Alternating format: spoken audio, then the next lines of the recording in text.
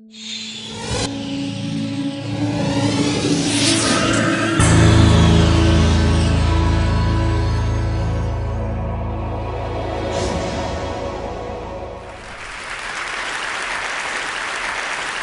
I just want to tell you my story. I spend a lot of time teaching adults how to use visual language and doodling in the workplace.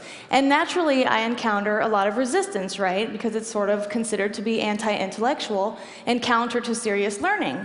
But I have a problem with that belief because I know that doodling has a profound impact on the way that we can process information and the way that we can solve problems.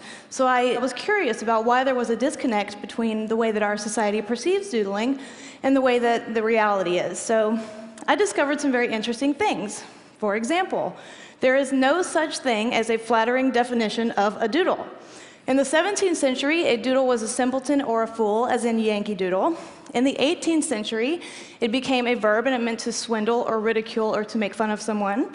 In the 19th century, it was a corrupt politician, and today we have what is perhaps our most offensive definition, at least to me, which is the following. To doodle officially means to dawdle, to dilly-dally, to monkey around, to make meaningless marks, to do something of little value, substance, or import, and my personal favorite, to do nothing. No wonder people are averse to doodling at work. Doing nothing at work is akin to masturbating at work. It's totally inappropriate.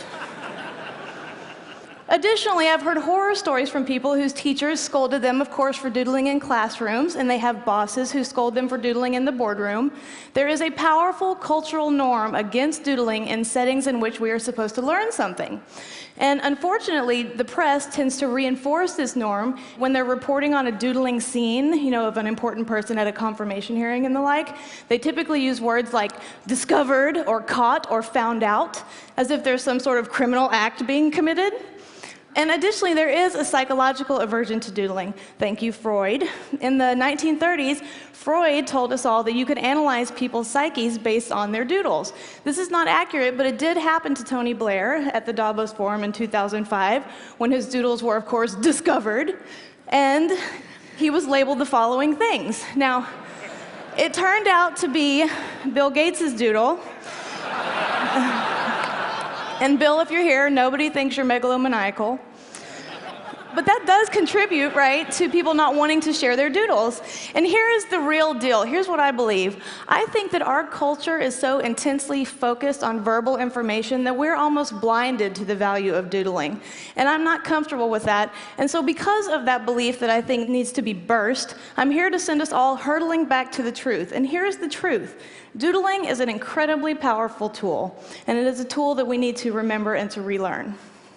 So here's a new definition for doodling, and I hope there's someone in here from the Oxford English Dictionary, because I want to talk to you later. Here's the real definition. Doodling is really to make spontaneous marks to help yourself think. That is why millions of people doodle. Here's another interesting truth about the doodle. People who doodle when they're exposed to verbal information retain more of that information than their non-doodling counterparts. We think doodling is something you do when you lose focus, but in reality, it is a preemptive measure to stop you from losing focus. Additionally, it has a profound effect on creative problem solving and deep information processing. There are 4 ways that learners intake information so that they can make decisions. They are visual, auditory, reading and writing, and kinesthetic. Now, in order for us to really chew on information and do something with it, we have to engage at least 2 of those modalities, or we have to engage 1 of those modalities coupled with an emotional experience. The incredible contribution of the doodle is that it engages all 4 learning modalities simultaneously with the possibility of an emotional experience. That is a pretty solid contribution for a behavior equated with doing nothing.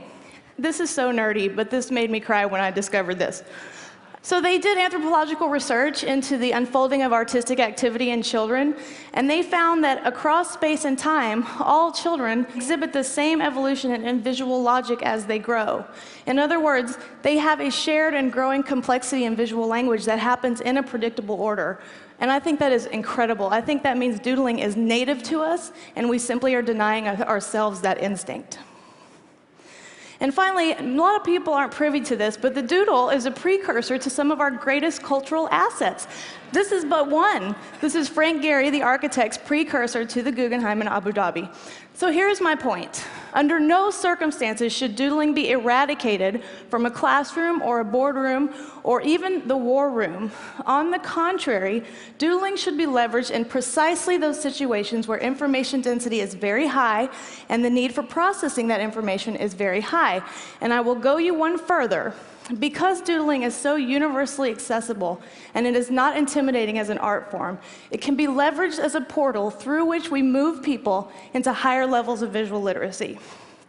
My friends, the doodle has never been the nemesis of intellectual thought. In reality, it is one of its greatest allies.